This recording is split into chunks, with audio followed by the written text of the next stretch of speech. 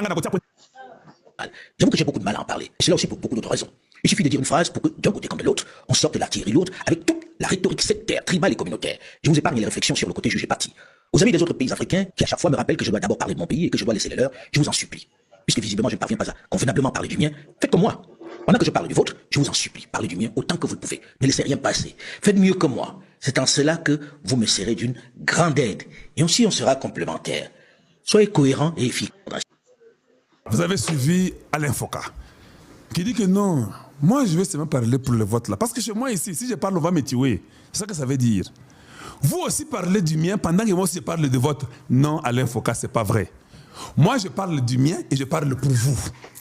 Parce que la charité bien ordonnée commence par soi-même. Toi aussi, parle de nous, c'est bien. Parle aussi pour toi. Comment tu veux qu'on puisse inverser les rôles? Comment tu veux que nous puissions seulement parler de la Côte d'Ivoire ou du Cameroun? Vous parlerez du Congo. Non, c'est faux. Parle aussi du Cameroun et de la Côte d'Ivoire chez vous. Et puis viens parler du Congo. C'est permis. C'est ça le panafricanisme. Il ne faut pas tordre le mot, mon cher frère. Comment? Tu as peur de parler de vous? Donc nous avons le courage de parler de chez nous au Congo. Tu ne vois pas comment les Congolais nous attaquent là quand nous disons la vérité là. Mais nous continuons à parler de chez nous, du Congo. Nous venons chez vous au Cameroun et chez vous en Côte d'Ivoire, nous parlons aussi. Nous allons au Rwanda, nous parlons. Nous allons au Kenya, nous parlons. Nous sommes dans le Sahel, on parle. Donc toi maintenant, tu t'exclus de parler de chez toi. Tu as peur de la mort. Hein? C'est ça le panafricanisme. Mais les pères qui ont commencé le panafricanisme comme les Lumumba n'avaient pas peur de la mort.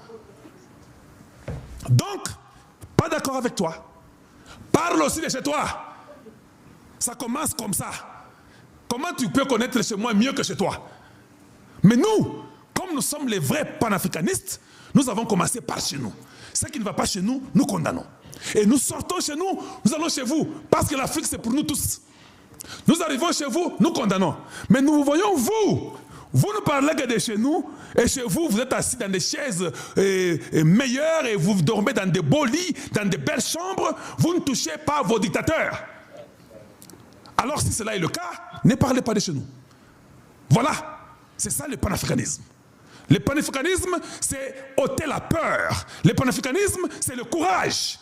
Le panafricanisme n'est pas d'être un mouton de panurge et d'être une poule mouillée, fuir chez soi, aller parler que chez les autres. Kagame est là, non? Parlez de Kagame. Je sais que toi, Alain Foka, tu parles de Kagame. Je suis content avec toi. Parle de Museveni. Parle de Paul Biya, 92 ans au pouvoir. Parle de ce qui se passe en Côte d'Ivoire. Parle de celui qui est à Brazzaville, un papa déjà très fatigué, Denis Sassou Nguesso. Parle de lui. Parle de tout le monde. Voilà.